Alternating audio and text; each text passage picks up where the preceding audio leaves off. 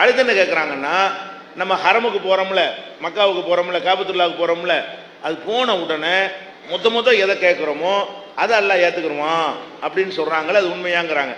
அப்படிலாம் எந்த ஒரு ஹதீஸ்லையும் நமக்கு என்ன செய்யலை, சொல்லப்பட கிடையாது. எல்லாத்தையுமே ஏற்றுக்குருவான் அல்லாஹ். என்ன செய்வான், நம்முடைய எண்ணம் சுத்தமாக இருந்தால், நம்முடைய இக்லாஸ் தூய்மையாக இருந்தால், அல்லாஹ் வந்து எல்லா கோரிக்கைகளையுமே, ஹரமுல கேட்கக்கூடிய எல்லா கோரிக்கைகளையுமே ஏற்றுக்கொள்வான். முத கேட்கறது தான் ஏற்றுக்கிறது, ரெண்டாவது கேட்கலாம் அது இங்கே வேண்டாம் நம்ம சொல்லுவோம். ரெண்டு கேள்வி கேட்டீங்கன்னா கேள்வி தான் பதில் சொல்லுவோம் அப்படின்னு நம்ம வேண்டாம் சொல்லிக்கலாமே தவிர, அல்லாஹ்வுக்கு இந்த கணக்கெல்லாம் கிடையாது. அவனுக்கு என்ன குறையா போகுது, அவனுக்கு தான் அம்புட்டு வரைக்கும் ஏற்றுக்குருவான். ஆனால் ஏற்றுக்கிறதுங்கிறது 3 வகை இருக்கிறது. அந்த 3 வகையில் ஏதாவது ஒன்றில் ஏற்றுக்குவான். ஒன்று கேட்டதை தருவான், இல்லைன்னா அதை விட சிறந்ததை தருவான், அல்லது அதுக்கு பதிலாக உங்களுக்கு வரவிருந்த ஒரு முசீபத்தை நீக்கிவிட்டு இதை போய் கேட்டுட்டு இருக்க, உனக்கு அதை விட பெரிய ஆபத்து இருந்துச்சு, இப்போ அதை நீக்கிட்டேன் அல்ல என்ன செய்வான். இதை 3 வகையில் ஒன்று ஏற்றுக்கொள்வான் ஹதீஸ் இருக்கு பாருங்க. அந்த மாதிரி நம்முடைய எல்லா கோரிக்கைகளுமே எல்லாம் ஏற்றுக்குருவானே தவிர முத கேட்கறது தான் ஏற்றுக்குருவாங்கிறதுலாம் அப்படிலாம் ஒன்றும் இல்லை.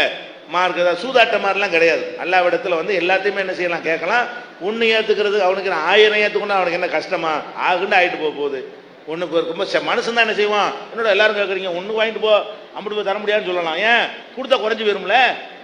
அல்லாஹ்வுடைய விஷயத்தை பொறுத்தவரைக்கும் நம்பர்லாம் லிமிட்டு கிடையாது. இது கோடி கேட்டாலும் கோடி ஏற்றுக்குருவான், அவனுக்கு கஷ்டம் கிடையாது.